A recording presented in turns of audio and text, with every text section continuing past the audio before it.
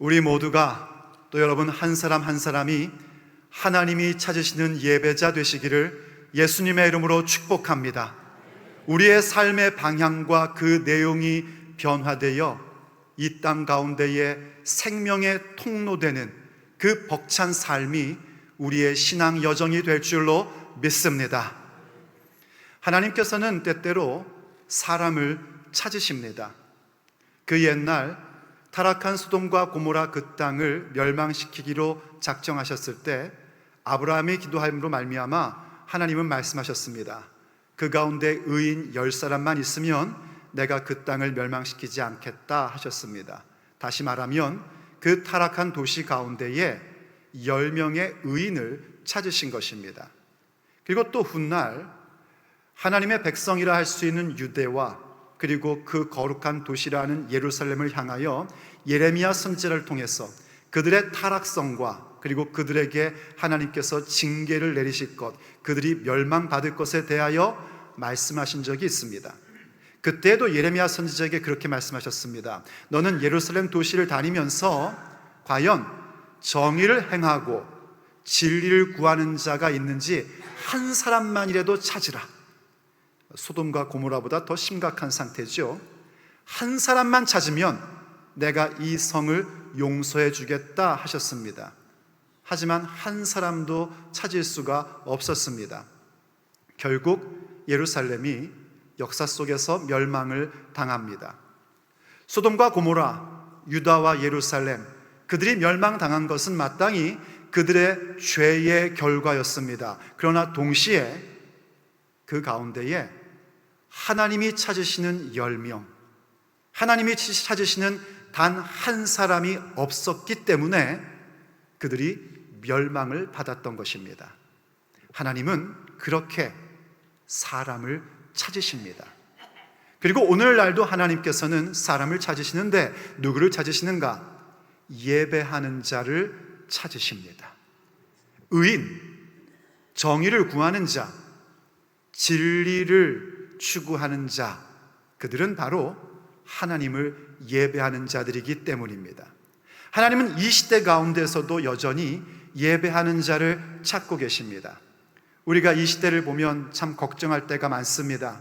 물질주의와 상대주의로 가득한 생각으로 있는 사람들, 그리고 이 시대 가운데에 우리의 그저 욕망만 만족시켜주는 문화, 타락한 도덕성, 곳곳에서 들려오는 전쟁. 우리가 미국을 보면서도 그런 얘기 많이 합니다. 미국이 이러면 안 되는 거 아니냐, 그런 얘기를 참 많이 합니다. 조국 대한민국을 보면서도 그럽니다. 대한민국 저러면 안 되는 거 아닌가, 이러다가 정말 하나님의 진노가 임하는 거 아닐까, 우리가 그런 걱정과 그런 말을 할 때가 참 많습니다. 마땅히 그래야 되죠. 하지만 우리가 정말 생각하고 고민해야 될 것은 이 시대가, 우리가 살고 있는 미국이, 우리 조국 대한민국이 얼만큼 타락했느냐가 아닙니다. 그 가운데에 과연 하나님이 찾으시는 한 사람, 하나님을 예배하는 자가 있느냐를 우린 먼저 생각해야 됩니다. 다시 말해서 과연 나는 하나님이 찾으시는 그 한 사람 예배자인가 하는 것을 먼저 생각해야 합니다. 왜냐하면 그 예배자가 있다면, 하나님이 찾으시는 그 예배자가 있다면 아직 희망이 있기 때문입니다. 하나님이 찾으시는 그 예배자 한 사람이 있다면 그 땅 가운데 희망이 있고 하나님이 주시고자 하는 빛이 비춰질 수 있기 때문입니다. 하나님은 그렇게 예배하는 자를 찾으십니다. 그런데 과연 어떤 예배자를 찾으실까요? 하나님이 찾으시는 예배자란 어떠한 사람들을 말하는 것일까요? 오늘 우리는 그 메시지를 참 뜻밖의 장소에서 듣게 됩니다. 바로 요한복음 4장에 예수님과 사마리아 여인과의 만남과 그 대화 속에서 하나님이 찾으시는 예배자가 누구인지에 대한 그 메시지를 듣게 됩니다. 제가 뜻밖의 장소라고 얘기하는 것은요, 그 당시에 문화가 있기 때문입니다. 그 당시에 사정과 문화가 있기 때문입니다. 이 사마리아라는 지역은 어떤 지역인고 하니, 솔로몬 이후에 이스라엘이 남북으로 나누어지게 됩니다. 북쪽을 가리켜 이스라엘이라고 명했고 남쪽을 가리켜 유다라고 명했었습니다. 북방 이스라엘이요 계속적인 하나님 앞에 범죄로 말미암아 BC 722년에 아수르라는 나라, 일반 역사에서는 아시리아 제국이라고 하는데 그 아수르에게 멸망을 당합니다. 이 아수르 제국은요 그 거대한 토지를, 그 거대한 영토를 다스리기 위해서 어떤 정책을 썼냐면 각 나라의 민족성을 말살하는 정책을 썼었습니다. 왜냐하면 그 당시에 모든 나라들은 민족 중심의 나라였거든요. 그래서 그 큰 제국을 정복하고 다스릴 때에 한 지역에 있는 사람들을 이주를 시킵니다. 이스라엘도 그런 일이 벌어졌었습니다. 남자들을 다른 지역에 이주시키고 다른 지역에 있는 남자들을 이주시켜 와서 그들의 민족을 혼합시켜 버렸습니다. 유대인들은 원래 옛날부터 지금까지도 혈통을 굉장히 중요하게 여겼던 그런 사람들이에요. 그런데 북이스라엘이 그렇게 혼혈이 돼버린 겁니다. 그래서 유대 사람들은 그 북이스라엘 사람들을 사마리아인이라고 얘기하면서 그들을 이방인보다도 못한 사람 취급하며 살았었습니다. 얼마나 사마리아 사람들을 싫어하고 미워했는지 예수님 당시에는 이 갈릴리라는 지역과 유대라는 지역에 유대인들이 살고 있었는데 그 중간에 사마리아 지역이 있었습니다. 그런데 이 갈릴리와 유대 지역을 다닐 때에 사마리아를 통과해서 가면 아주 빠른 길인데 이 유대인들은 그 지역 지나가기 싫어서 애둘러 가곤 했었답니다. 그만큼 사마리아를 싫어했던 겁니다. 또 하나의 문화는요, 이 유대인들 가운데에 점잖은 어른들은 모르는 여자와는 얘기를 하지 않았다고 합니다. 누구와 여자와 얘기하고 있으면 엄마든지 아내이든지 아니면 자기의 자매이지 모르는 여자와는 말을 섞지 않았답니다. 그런데 오늘 예수님께서 그 사마리아를 통과하며 가고자 하셨고 그 성경을 잘 연구해 보면 목적을 가지고 그 자리를 가신 것입니다. 그리고 사마리아 여인을 만나서 대화를 나누십니다. 그래서 참 이상한 일이었던 겁니다. 그런데 그 사마리아 여인도 어떤 여자였는가? 참 힘들고 고단한 삶을 살았던 여인입니다. 결혼을 5번이나 했었고요. 지금 살고 있는 남자도 남편이 아니었습니다. 그야말로 피곤하고 고단하고 실패한 인생을 살고 있었고요. 정말 낮은 자존감 때문에 사람들 만나는 걸 참 꺼려하던 여인이었습니다. 얼마나 사람 만나는 게 싫었는지 일반적으로 물 기르러 가는 아침 시간에는 물 길러 가지 않고 아무도 오지 않는 한낮의 시간에 물을 길러 갔던 겁니다. 그런데 거기서 예수님을 만납니다. 예수님과 대화를 나누고 그녀가 예수님이 구원자이심을 알게 됩니다. 그리고 그의 인생이 확 바뀌어 버립니다.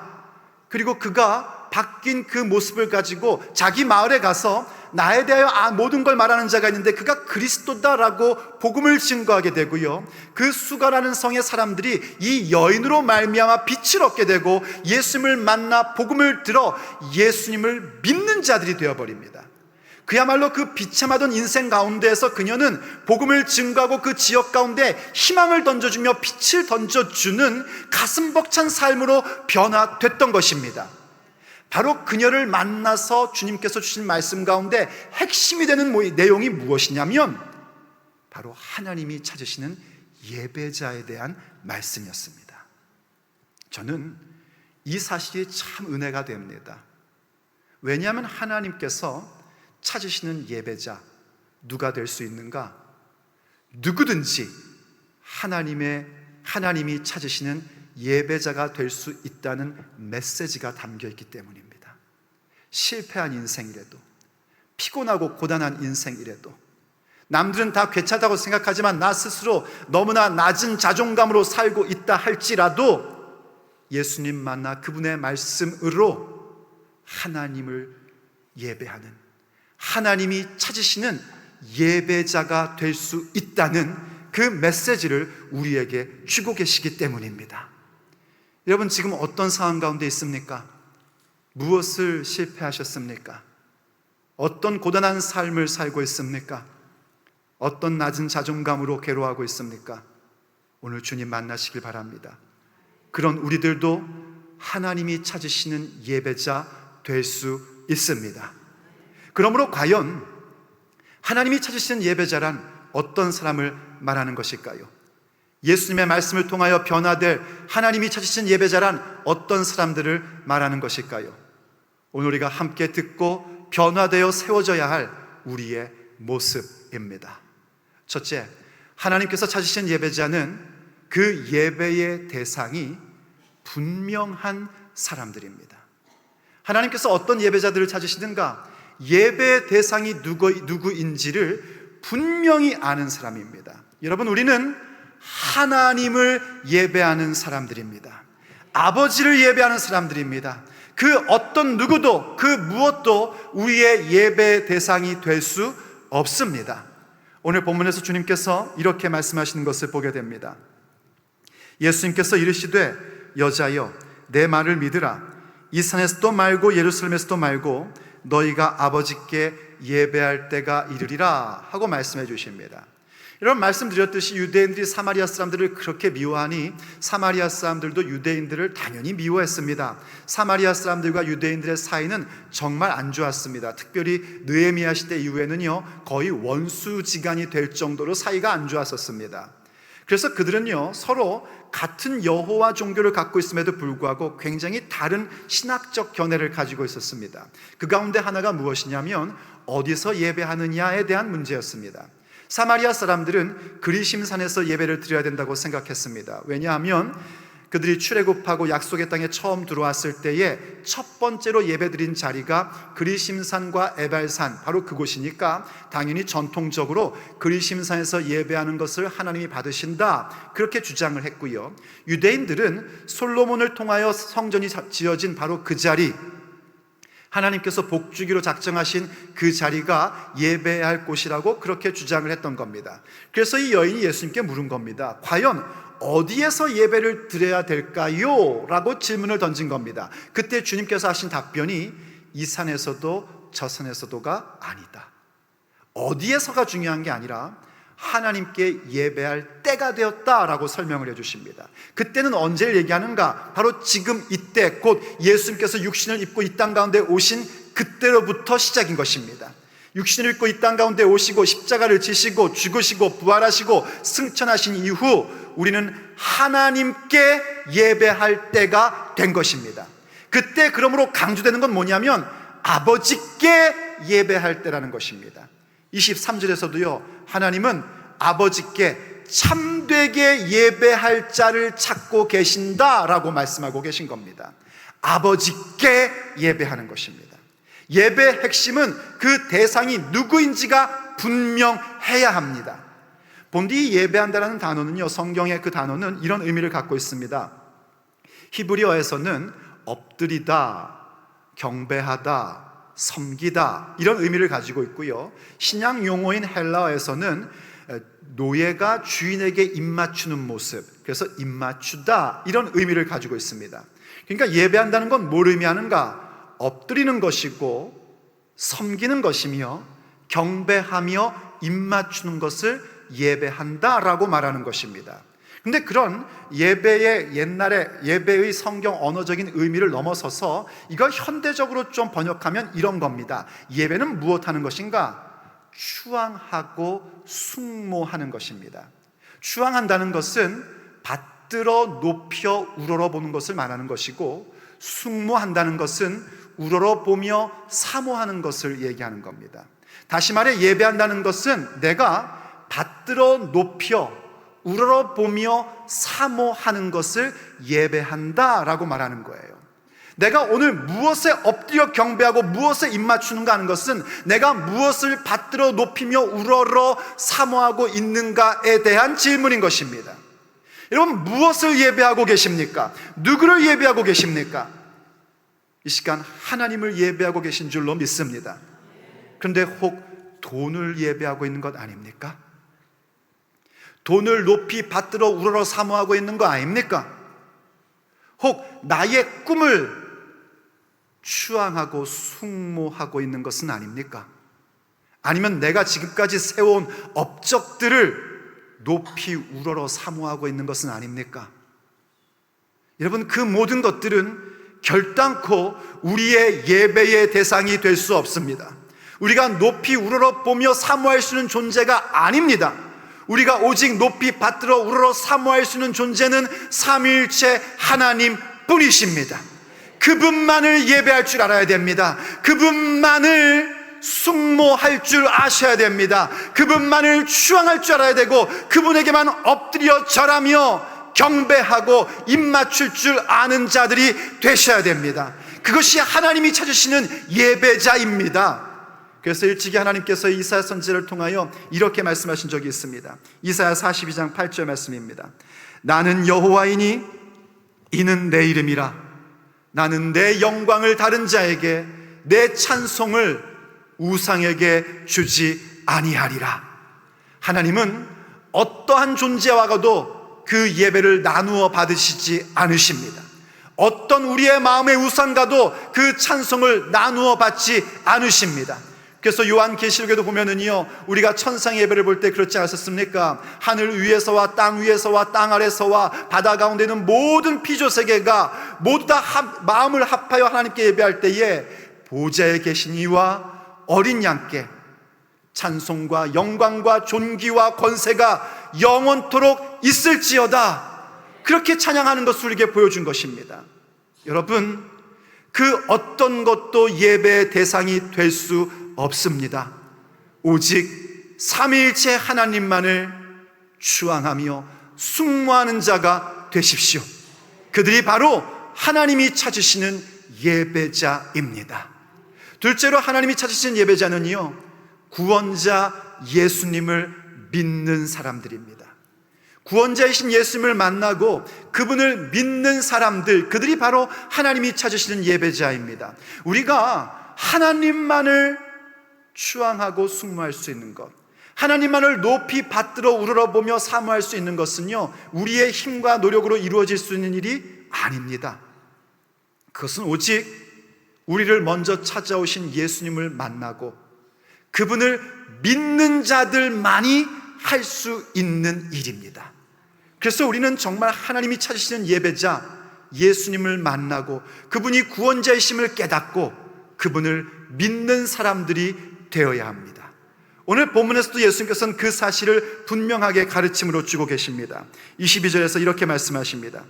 너희는 알지 못하는 것을 예배하고 우리는 아는 것을 예배하노니 이는 구원이 유대인에게서 남이니라 하고 말씀하십니다. 맞아요, 여러분. 사마리아 사람들은 알지 못했었습니다. 왜냐하면 그 당시 사마리아 사람들은 현재 우리가 가지고 있는 구약 성경 전부를 갖고 있지 못했었습니다. 그들은 이른바 사마리아 모세오경이라는 것을 갖고 있었는데, 그것은 우리가 지금 가지고 있는 모세오경과는 좀 다른 내용입니다. 굉장히 중요한 내용들이 누락되어 있는 내용이었습니다.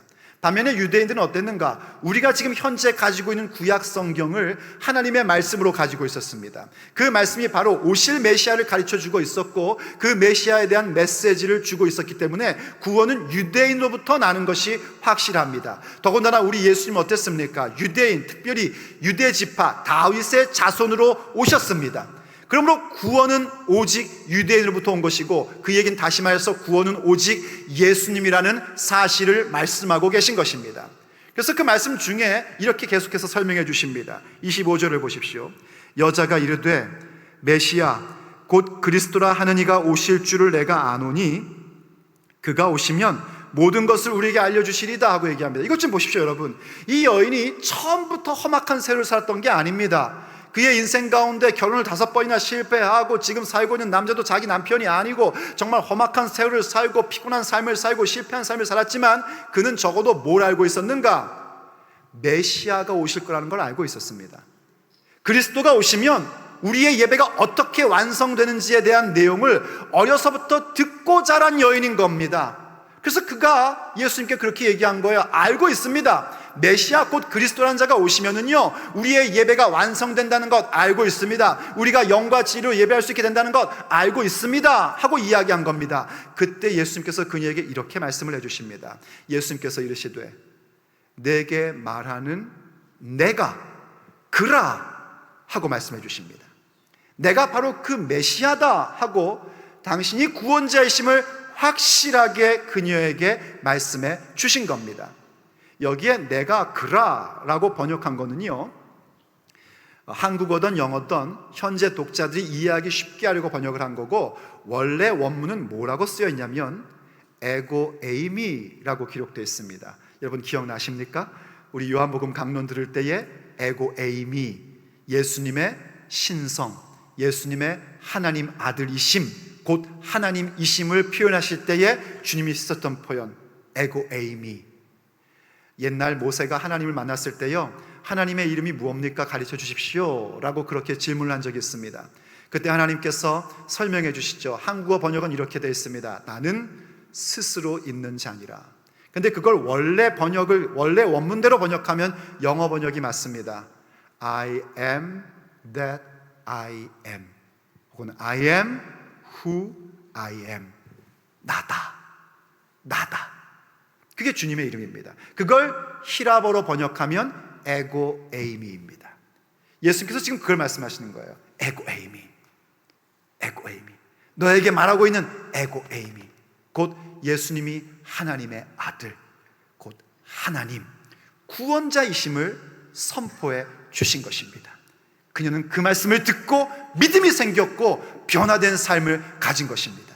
그런데 여러분, 이 여인이 예수님을 처음 만났을 때는요, 참 이상한 만남이었습니다. 유대인인데 사마리아 여인에게 물 좀 달라 하신 예수님을 만난 겁니다. 얼마나 그게 이상한 건지 이 여인이요, 예수님께 굉장히 퉁명스럽게 혹은 좀 비아냥하듯이 물은 겁니다. 나 물 좀 다오 하시니까요, 그녀가 이렇게 얘기합니다. 유대인으로서 사마리아인, 그것도 여자인 나에게 물 좀 달라 하십니까? 하고 묻습니다. 그거 조금 다르게 번역하면 이겁니다. 아니, 유대인이 돼가지고 보아하니 점잖은 양반 같은데 사마리아 여자인 나에게 물 좀 달라고요? 꽤나 목이 마르셨나 보네요. 이런 얘기입니다. 그런데 그때 예수님께서 그녀에게 이렇게 답변을 하십니다. 너가 하나님의 선물과 내게 물 좀 달라 하는 그가 누구인지 알았더라면 오히려 너가 나에게 물을 달라 했을 것이고 그가 너에게 생수를 주었으리라, 생명의 물을 주었으리라 하고 말씀하십니다. 그러니까 이게 무슨 얘기냐면요, 예수님께서 지금 이 여인에게 물 좀 달라 하신 것이 예수님이 육체 가운데 있으셔서 목이 마르셔가지고 긴 여정 가운데 너무 목말라서 나 물 좀 다오 하신 그런 차원의 얘기가 아니란 말입니다. 그녀에게 물 좀 달라고 하신 이유는 그 사마리아 여인, 그 가련한 인생의 여인에게 생명의 물을 주시고 싶으셔서 물 좀 달라고 하신 겁니다. 주시고 싶으셔서 생명의 물을 주시고 그녀의 인생을 변화시켜 주시고 그녀의 인생으로 하여금 영생을 갖는 자로 만들어 주고 싶으셔서 그녀를 처음 만나 물 좀 다오 하고 말씀하신 겁니다. 사실 오늘날도 주님을 만나는 것은 그렇게 시작합니다. 우리도 예수님과 참 이상한 만남으로 시작합니다. 예수님께서 우리에게 물 좀 달라 하시지 않습니까? 야, 너 시간 좀 나에게 다오. 주일날 좀 나와라. 수요일도 좀 나와라. 금요일도 좀 나와라. 시간 좀 달라 그러십니다. 그래서 시간 내서 나왔더니 또 뭐래십니까? 난 너의 헌신과 수고를 원하니 좀 봉사 좀 해라. 그래서 봉사할 때 또 뭐라 그러십니까? 이번엔 헌금도 좀 해라 이러십니다.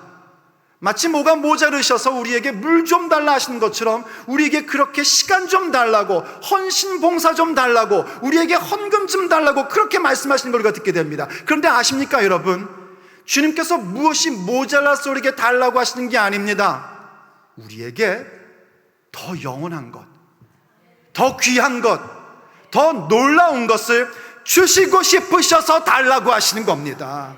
우리에게 영혼의 때에 영생 복락을 주시고 싶으셔서 우리에게 시간을 달라고 말씀하시는 것입니다. 우리의 날들 가운데 하나님께서 주는 보장을 주시며 우리를 지켜 보호하심을 주시고 싶으셔서 우리에게 11조를 달라고 하시는 것이고요, 우리의 육체의 날들이 헛된 것으로 버려지는 인생이 아니라 하나님께서 인정하시고 만들어주시는 하나님 나라의 기업으로 삼게 해주시려고 우리에게 헌신과 봉사를 달라고 말씀하고 계신 것입니다. 우리에게 그 놀라운 것을 주시고 싶으셔서 물 좀 달라 하며 우리를 만나주고 계신 것입니다. 우린 그분을 만나야 됩니다. 나에게 물 좀 달라는 그 이상한 만남이지만 그 만남의 자리로 오셔야지 됩니다. 그리고 그분과 대화를 나누셔야지 되고요, 그분의 말씀을 들으셔야지 됩니다. 그리고 그분의 말씀에 설득당하셔야지 됩니다. 설득당하시면 알게 됩니다. 이분이 과연 구원자이시구나, 그 사실을 알게 됩니다. 그리고 그분을 믿는 자가 되고, 믿게 되면 주님께서 우리를 인쳐주십니다. 인쳐주시면 우리는 하나님께서 찾으시는 그 예배자, 이 땅의 희망이요 빛을 줄 수 있는 존재들로 세워지는 겁니다. 그래서 에베소서 1장 13절과 14절이 우리에게 이렇게 설명을 해주는 것입니다. 그 안에서, 예수님 안에서 너희도 진리의 말씀, 곧 너희의 구원의 복음을 듣고, 그렇죠 여러분, 말씀을 들으셔야 됩니다. 진리의 말씀, 구원의 복음을 들으셔야 됩니다. 그 안에서 또한 믿어 약속의 성령으로 인치심을 받았으니, 말씀을 들어야 믿음이 생깁니다. 말씀을 들어야 예수님께서 내 인생 가운데 구원자이시고 해결자라는 사실이 믿어지게끔 되어 있습니다. 그리고 그 믿음으로 말미암아 성령이 우리 가운데 임하시게 되어지고 성령으로 인치심을 받는 자가 되는 것입니다. 그럴 때 어떤 현상이 일어나는가? 이는 14절, 우리 기업의 보증이 되사 그 얻으신 것을 속량하시고 그 영광을 찬송하게 하려 하심이라. 할렐루야!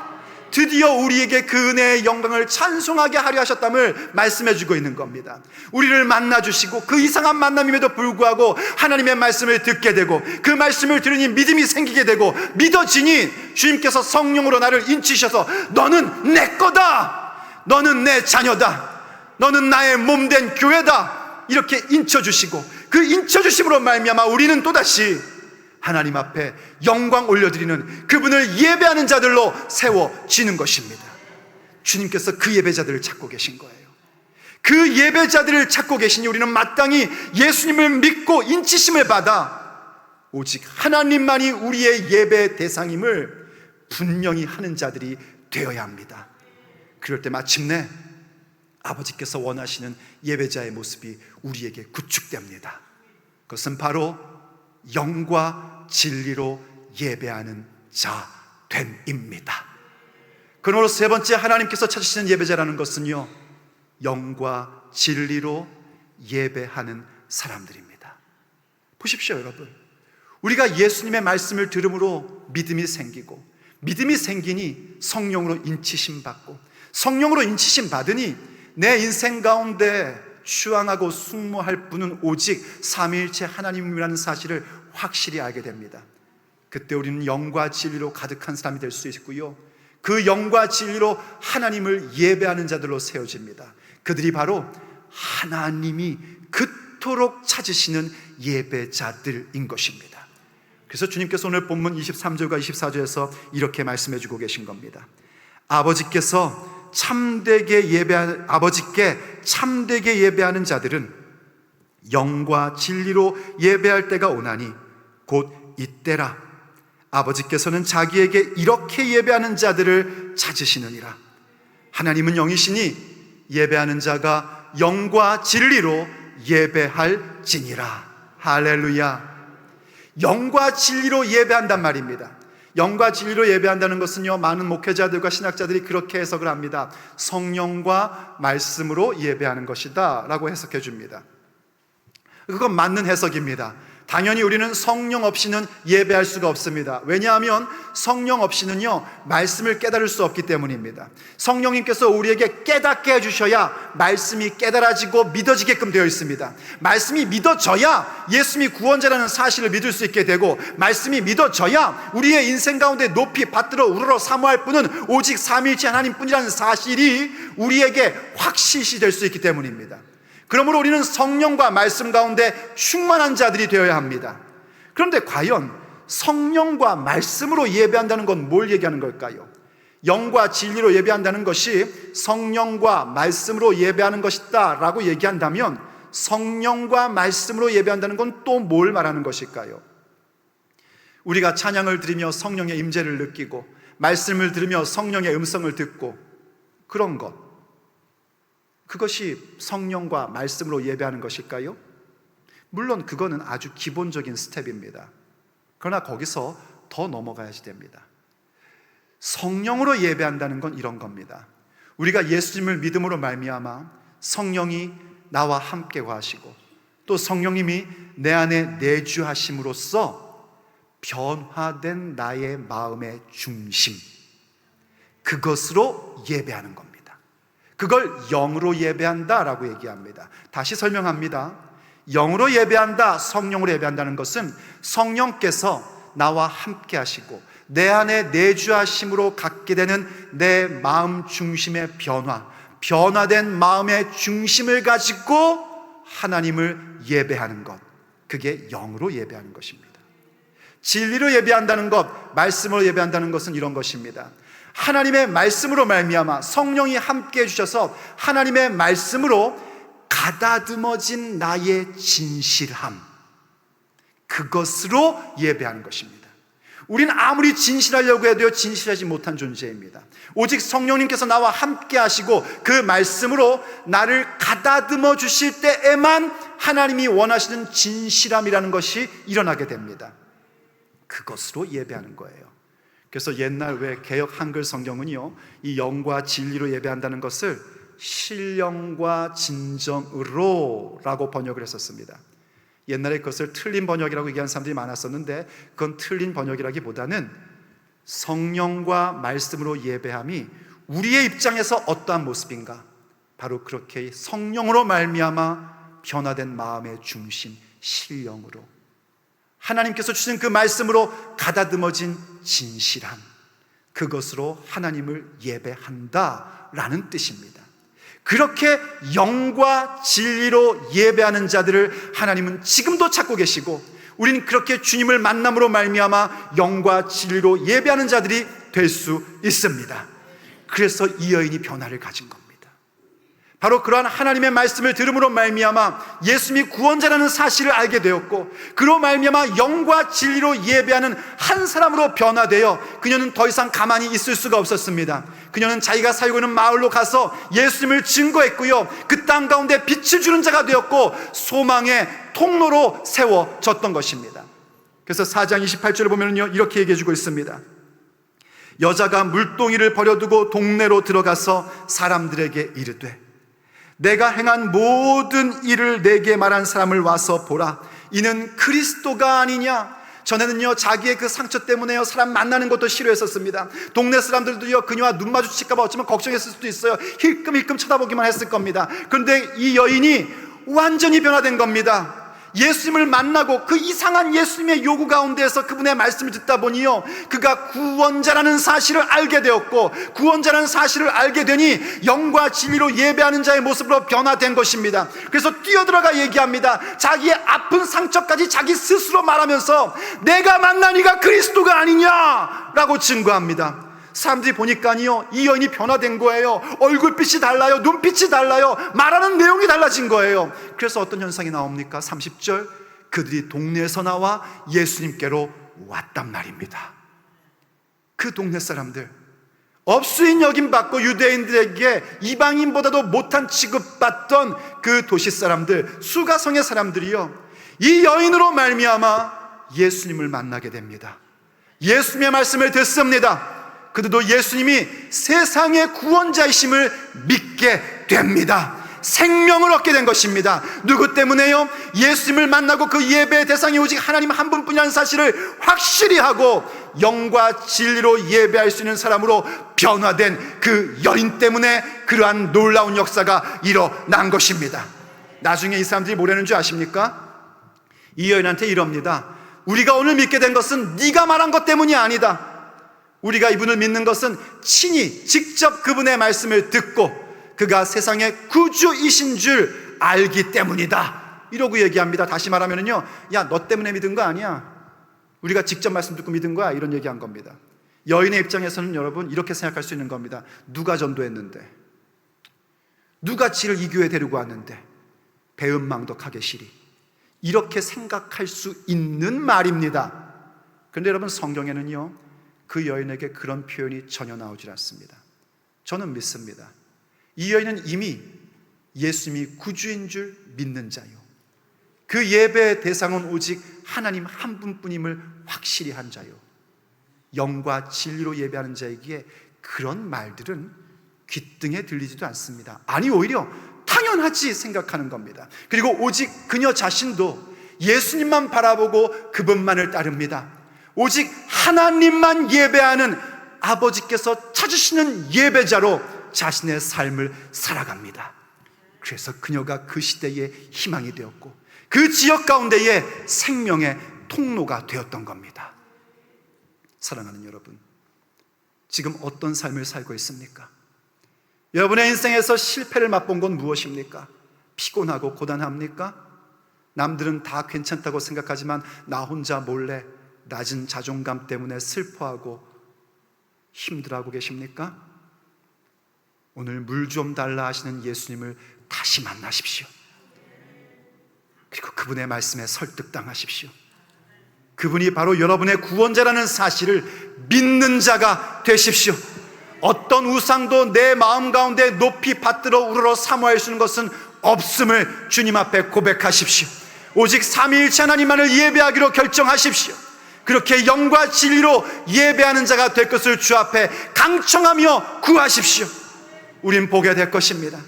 하나님께서 그렇게 찾으신 예배자가 우리 모습이 그 예배자가 되고 우리를 통하여 이 시대가, 이 지역이 하나님께 돌아오게 되고 그 생명을 얻는 모습을 하나님이 찾으시는 예배자 된 우리를 통하여 또다시 발견하게 될 것입니다.